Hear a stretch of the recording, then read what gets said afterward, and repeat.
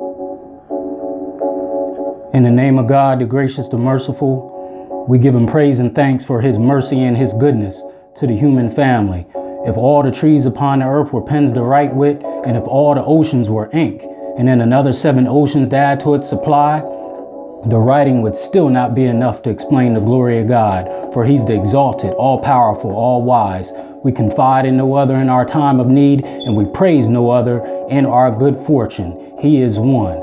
This is Brother Shareef with the Hour of Power. Go to Hour of Power, Shareef Hamid on YouTube. Subscribe and share the channel so we can continue to lift the mind, body, and soul of our people. If there was ever a time in the annals of history with any ethnic group that needed their mind, body, and soul lifted, it is this time, this day and age. And that's with the Hour of Power, with the help of others that we are attempting to do. Today's message is entitled The Economic Blueprint for Success for York, PA, and Abroad. The Economic Blueprint for Success for York, PA, my hometown, and abroad. Because what we're trying to do there, with the help of my good brothers, Brother John, Brother Collins, Brother Alafia, my brother Cool C, we got Brother Dominic Chapman there in York, and others who are joining on so we can bring economic power to York, PA, to eliminate suffering, need, and want, and poverty. So the economic blueprint for York, PA, and abroad. That's today's message.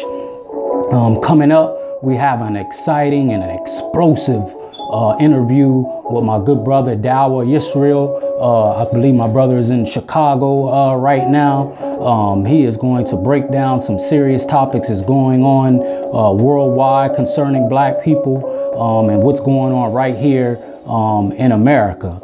So I'll be interviewing him on Facebook Live December the 7th at 7:30. I'll be interviewing that brother. And of course, we have our event coming up that I'm about to talk about now, the economic blueprint. I'm going to interview, God willing, Brother Poe, also there in Pennsylvania. He has a bookstore there right in York, Pennsylvania. And we want to put this brother on the map because it's the only black bookstore in that area. And as we know, black bookstores are suffering all around this country, closing down, dropping like flies. It's so bad that I went to a bookstore in Center City, Philadelphia. My good brother Dr. Umar took me there, and he warned me before we got in there that half of the store, they were selling basically pornography. And he said they have to do that just to keep their head above float. It was like soft pornography and these books with all these silly relationships and stuff in it. Just a bunch of foolishness. But they have to do that to keep their head above water. People are buying books on Kindle and downloading books on their Kindle, on their iPads, ordering from Amazon.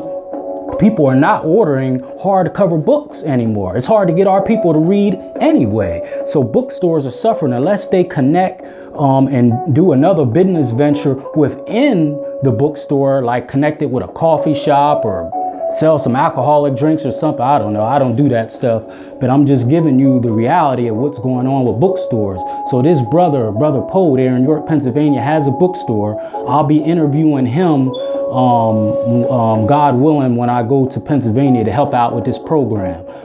So salute to this brother, and we're going to try to put this brother on the map so he is successful with his bookstore.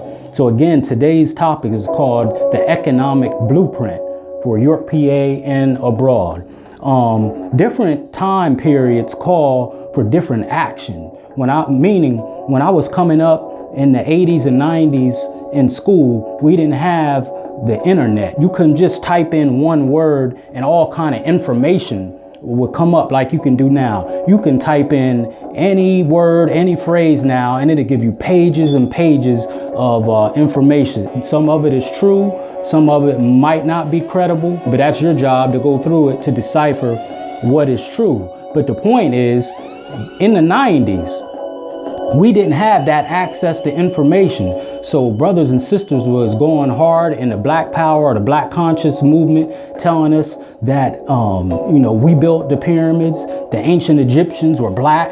They weren't white. The origin of many religions and civilizations, how we had many dynasties in Egypt and on, which is in Africa, and on and on and on. That's what we needed at that time to lift the mind, body, and soul of our people, because in school, even today, they don't teach us that kind of history. So that kind of information, disseminating that kind of information at that time was very necessary, because we didn't have the access to it. Or if we did, you had to go to a library and shift through this book and that book. It was very time consuming.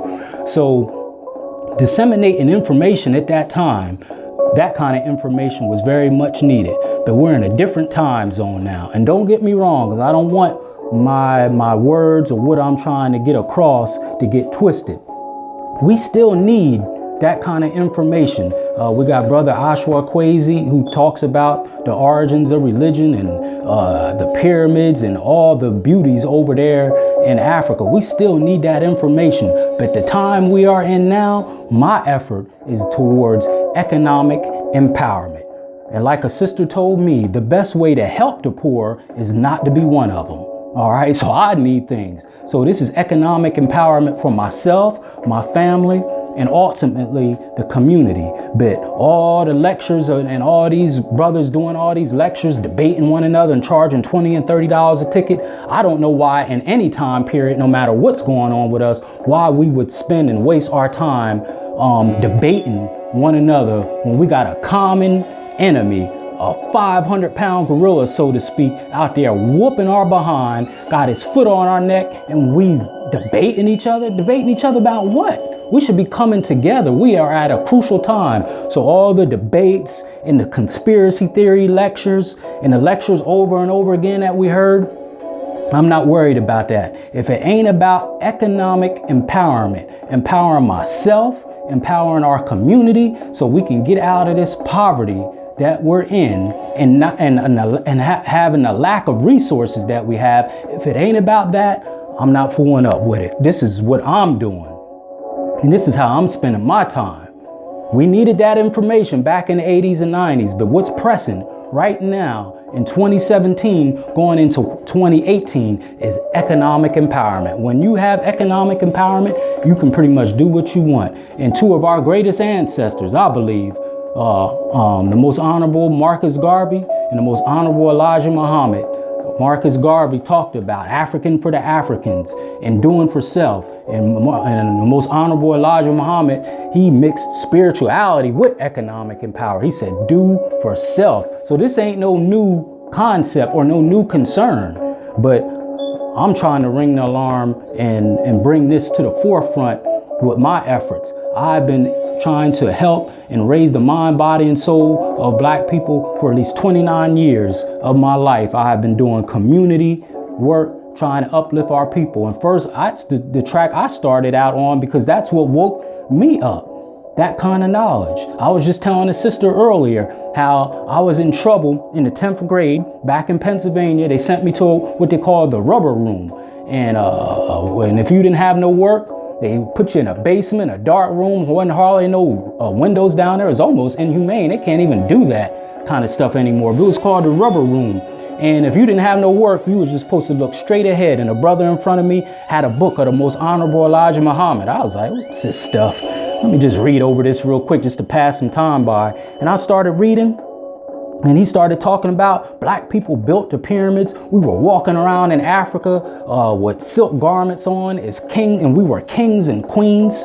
While the white man was in caves walking on all fours, how we civilized him, the dynasties that we had, Imhotep, Queen Nefertari, I mean, on and on and on. The upper and lower Nile Valley. I mean, it was unbelievable what I read. So that's what got my start. That's what started waking me up, and we needed that kind of knowledge and still do. But what's at the forefront today is economic empowerment. So those brothers that I mentioned earlier, Brother John, Brother Lafayette, Brother Collins, my good brother Dominic Chapman, and others, we are coming together in York, PA, my hometown, to try to bring some economic empowerment there for ourselves and for our community. It is some horrific things that's going on and some very disturbing things going on there. But we believe if we can bring some economic empowerment there, and it's people already doing some things, we're just trying to network and bring it together. We didn't get in this alone, and we ain't gonna get out of it alone. All the hating on each other, the jealousy, and this one trying to take the credit, and all these people trying to be chiefs, we got to put that alone, put our religious differences alone, our other philosophies that we have aside, get to that later, and bring ourselves up economically, and give ourselves economic empowerment. And we could talk about the religion and the ideologies and the philosophies later. That's not what's most important. That's not what's keeping us down. What's keeping us down is a lack of resources and economic power. York, PA.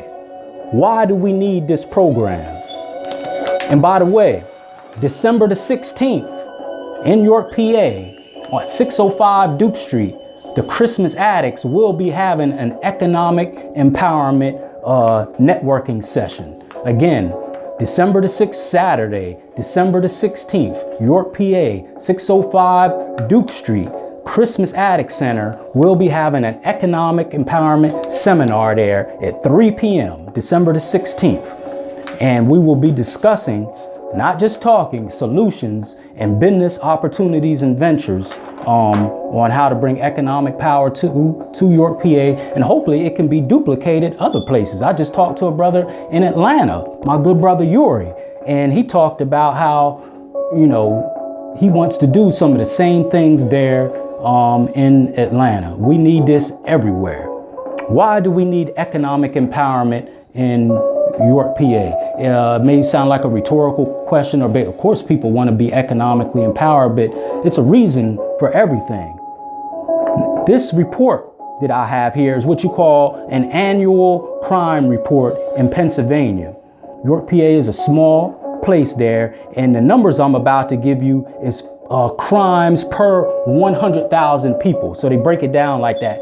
Crimes or incidents per 100,000 people. Look where York ranks with Philadelphia, Harrisburg, and other state and nationwide. This is how this is broken down with different categories of crime to show you why we need economic empowerment. Statistics have consistently shown if there's opportunities, jobs, and economic empowerment, crime goes down. But if it's a lack of economic empowerment and jobs and opportunities, crime goes up. And this is by design. Before I get into this, do you know, and I've shared this before, I shared it at the first seminar we had back on November the 25th there. Do you know in every state, black people represent 3 times the amount in prison than the population in which they live? I'm gonna say that again. Black people represent 3 times the amount in prison in which the population they live.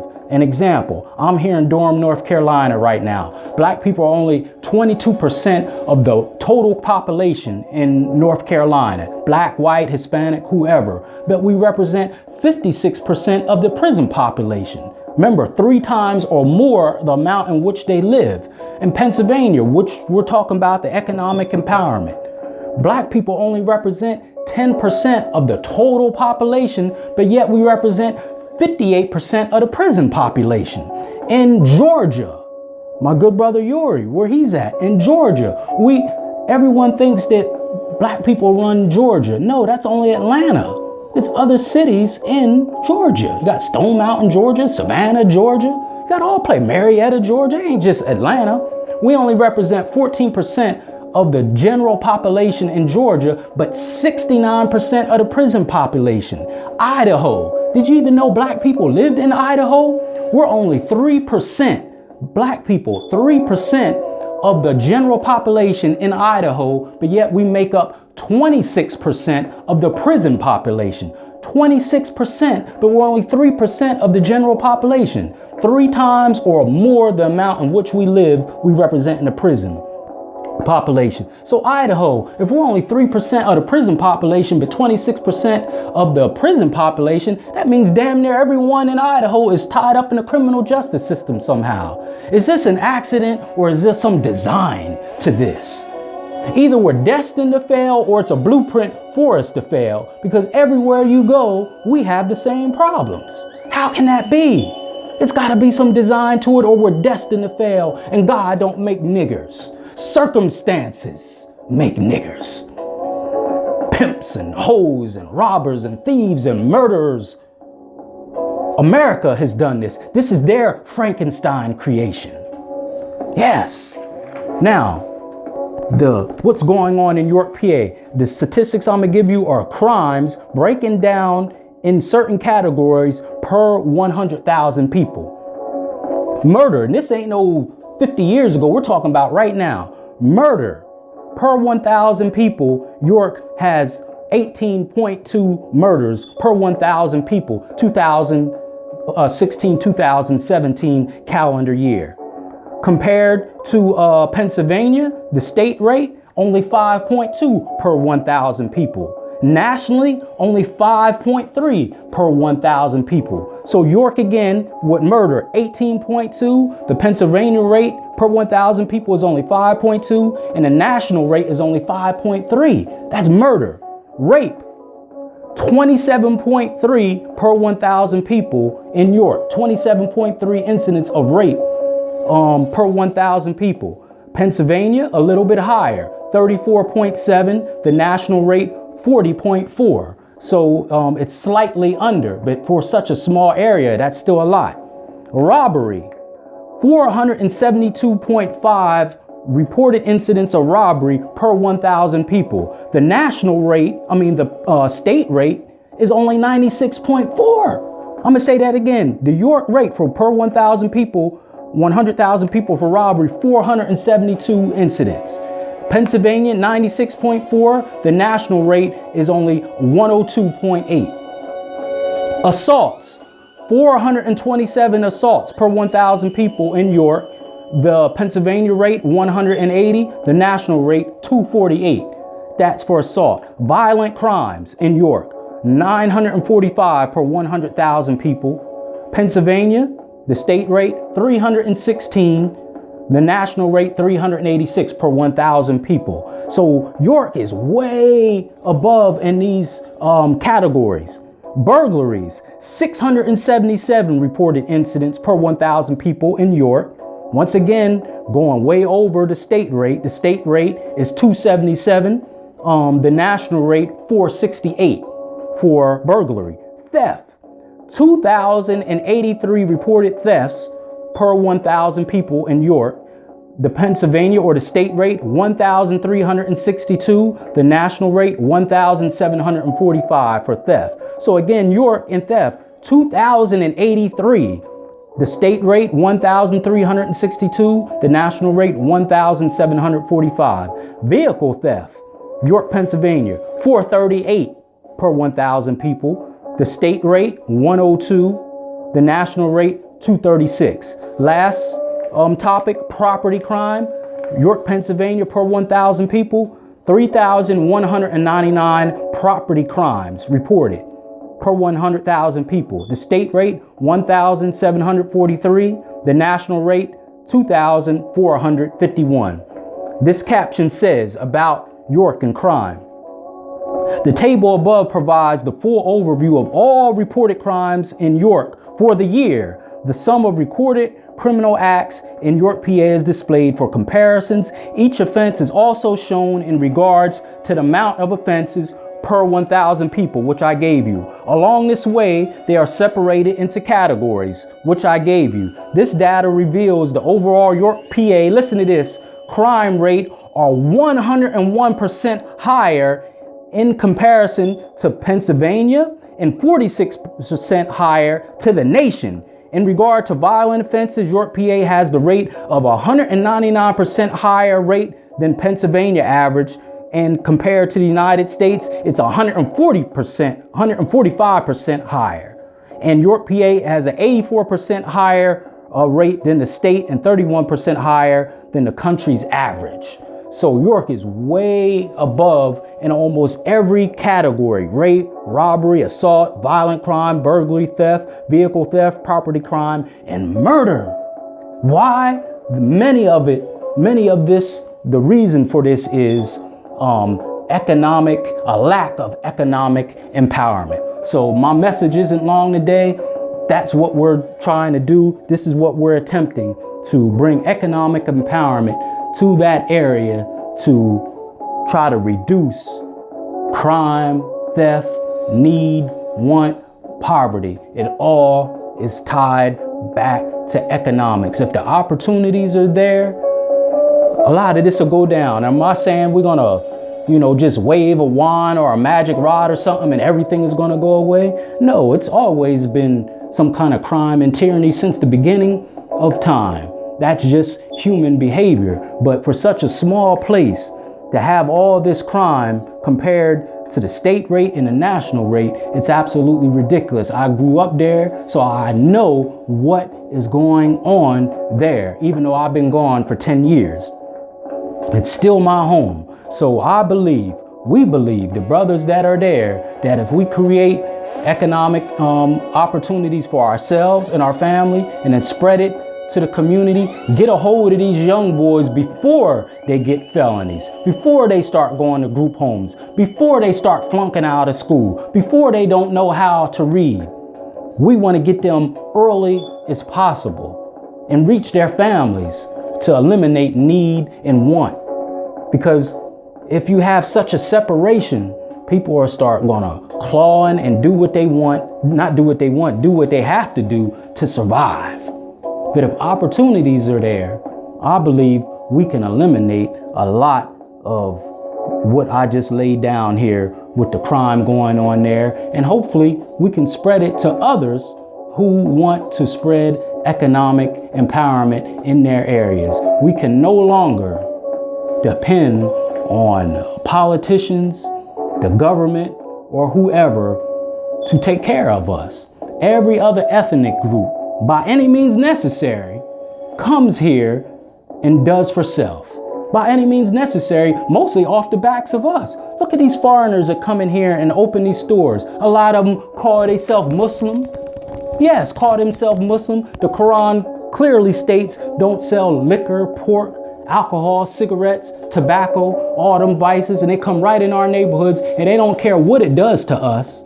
They know it's destructive because their own book that they're supposed to be reading and following tells them not to participate in these things. But because of its business, because they're into business, by any business means necessary, they come right in our neighborhoods, we support them, and we sending their children to college and they ride in Mercedes Benzes, and we hooked on drugs, hooked on alcohol, destroying each other, killing each other.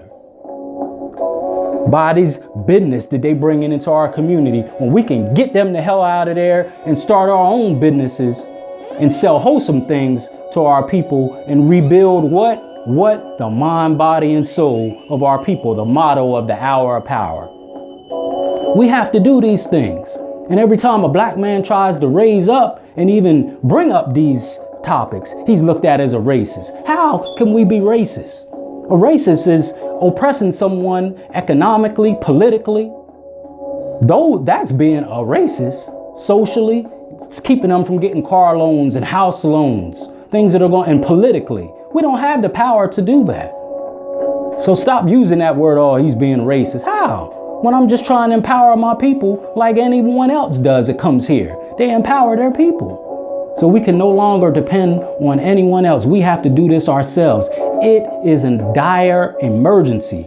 And like I said, I wasn't taking no shot at anyone, but that's why I'm saying all these lectures about all this other stuff, if it ain't revolved around economic empowerment, if you're going to come to the city and give a lecture, something should be left on how to economically or at least educationally empower the people. If it ain't about that, I don't want nothing to do with it because it is an emergency. We are in dire straits if we don't have a lot of time. This wicked demon that's in office now, he'd rather us be gone. It's not going to get any better. We absolutely have to band together and do for self, just like Marcus Garvey and the most honorable Elijah Muhammad taught us. This is not a new concept. The most honorable Marcus Garvey. We must do for self. We want to leave some kind of legacy, like me and my brother talked about earlier, for our children. I don't want my boys suffering and going through what I'm going through. But when you got economics, now you're talking. People will respect you and look at you different when you have economic power. So again, December the 16th, York, PA, 605 Duke Street at the CA, which stands for Christmas Addicts. Me and the brothers will be there putting on an economic empowerment seminar on how to start businesses to improve ourselves and our family. Brother John, Brother Collins, Brother Alafia, hopefully myself, our good brother Dominic Chapman is already doing some great things there in the area, but we want to network as many like minds together so we can do this, because no one person or no one group can do this, and it's going to be met by opposition. But if we come together and stick together and have the right mindset and the right intention, we can do this. We can do this. We built the pyramids. We built this country. We can rebuild our communities with economic empowerment. And this is hosted by the Hour of Power. So this is Brother Shareef with the Hour of Power. Subscribe and share the channel. I greatly appreciate those who I know and who I don't know who are subscribing to the channel. That's what keeps it going, so we can continue to lift the mind, body, and soul of our people. And we are on an economic empowerment mission. That's what's going to turn this thing around, to eliminate need, want, violence, and chaos in our communities. Our young people are crying out for help. They're crying out. They're murdering each other and knocking each other down like flies. We've got to do something now. 605 Duke Street, December 16th, 3 p.m. at the CA. If you're in that area, please tune in. Those who are not in the area, here in the dorm, wherever, tune in Facebook Live, and we'll have it there, and I'll try to have it on replay to put on the YouTube channel. This is Brother Shareef with the Hour of Power. Assalamu alaikum to my Muslim family. Hotep to my Black conscious family. Shalom to my Hebrew Israelite family. Praise the Lord to my Christian family. And what's good to you, to my people in the streets. Help is on the way. Help is on the way. I leave you in peace as I came. Assalamu alaikum.